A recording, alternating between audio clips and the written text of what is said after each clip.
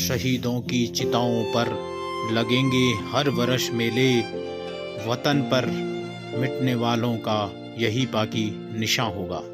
नमस्कार, मैं हूं हर्षमणि उनियाल।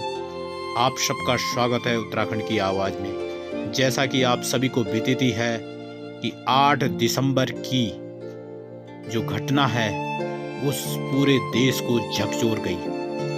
आपको बता दें, तमिलनाडु में हुए हेलीकॉप्टर क्रैश में देश के प्रथम सीडीएस जनरल बिपिन रावत सहित 13 लोग कलवित हो गए।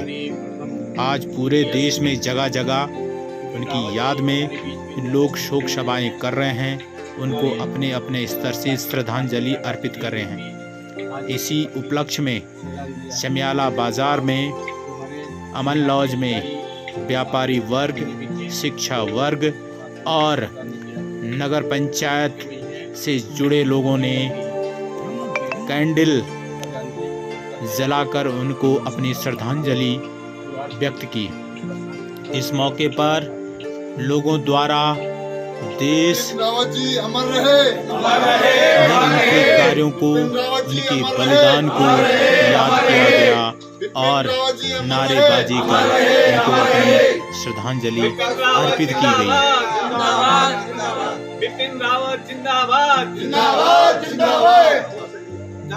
बिपिन रावत नाम रहेगा। भारत माता की जय, भारत माता की जय। वंदे मातरम। भारत माता की जय, भारत माता की जय, भारत माता की जय। प्रथम सीडीएस जनरल बिपिन रावत अमर रहे। प्रथम सीडीएस जनरल बिपिन रावत अमर रहे, अमर रहे। प्रथम सीडीएस जनरल बिपिन रावत अमर रहे, अमर रहे। भारत गौरव जनरल बिपिन रावत अमर रहे, अमर रहे। हिमालय गौरव जनरल बिपिन रावत अमर रहे, अमर रहे। गंगा पुत्र जनरल बिपिन रावत अमर रहे, अमर रहे।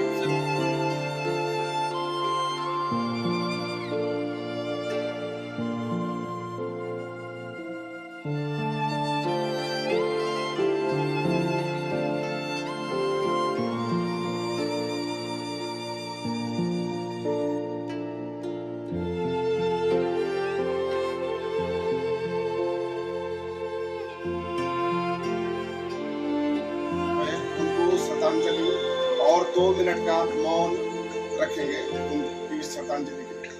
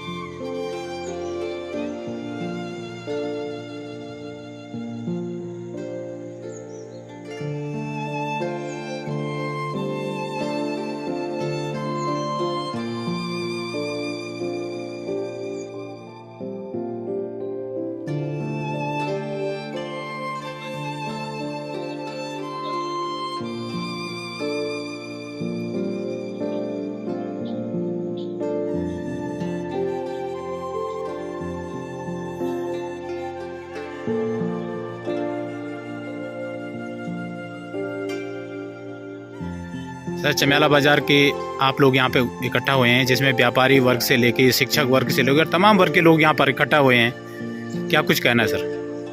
ये हमारे देश के प्रोधा और गढ़वाल के गौरव जनरल सीडीएस रावत का आकस्मिक निधन, उनके साथ जो 13 लोगों की शहादत हुई है 2 दिन पहले हेलीकॉप्टर के क्रैश में, इसके संबंध में इस क्षेत्र के सारे नागरिक, सारे वरिष्ठ नागरिक, सारे लोग, व्यापारी भाई इकट्ठे होकर के इनको श्रद्धांजलि अर्पित कर रहे हैं।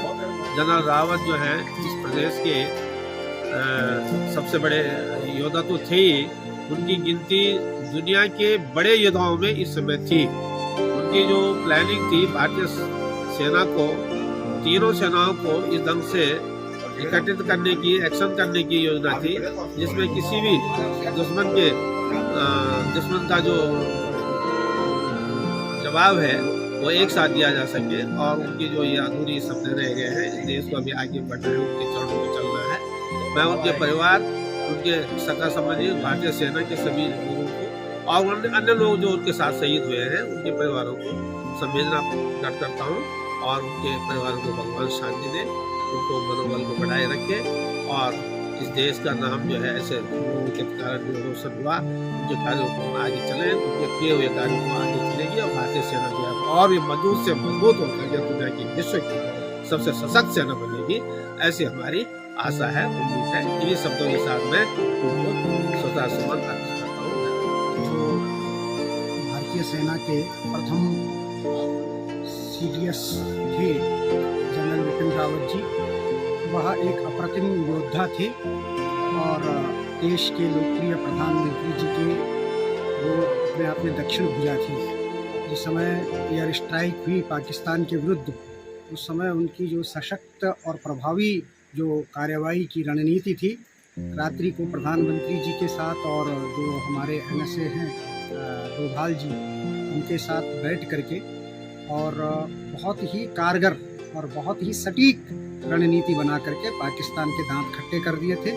और दुनिया ने देखा कि कैसे लश्कर-ए-तोयबा का और अजहर मसूद का जो पाकिस्तानी आतंकवादियों की फैक्ट्री थी वो ध्वस्त हो गई थी। और इसके अलावा जो हमारे CSD जनरल विपिन रावत रहे हैं, उन्होंने चीन के विरुद्ध भी बहुत ही प्रभावी रणनीति बनाई हुई थी। इसी के कारण चीन हमारे अनेक जो सीमाओं पर जहां वो अतिक्रमण करना चाहता था विफल रहा है और पाकिस्तान की ओर से जो आतंकी घुसपैठ होती थी उसमें बहुत कमी आई है। तो एक प्रकार से गढ़वाल के जो दो ये हीरे हैं, उनमें से एक का इस समय चला जाना ये देश की बड़ी क्षति है, क्योंकि अपने आप में जो अजीत डोभाल जी हैं, राष्ट्रीय सुरक्षा सलाहकार, वो भी गढ़वाल से ही, और जो हमारे स्वर्गीय विपिन रावत जी, जनरल विपिन रावत जी, वो भी गढ़वाल से ही। तो गढ़वाल के लिए भी क्षति है और देश के लिए भी बहुत ही बड़ी क्षति है। एक मध्य प्रदेश के बहुत प्रतिष्ठित प्रोफेसर हैं, साहित्यकार हैं, उनका फ़ोन आया था। उनको ये लगा कि जो गढ़वाल के हैं वो विपिन रावत जी के घर के ही व्यक्ति हैं, तो उन्होंने शोक संवेदना मुझसे प्रकट की थी। श्री राम परिहार उनका नाम है।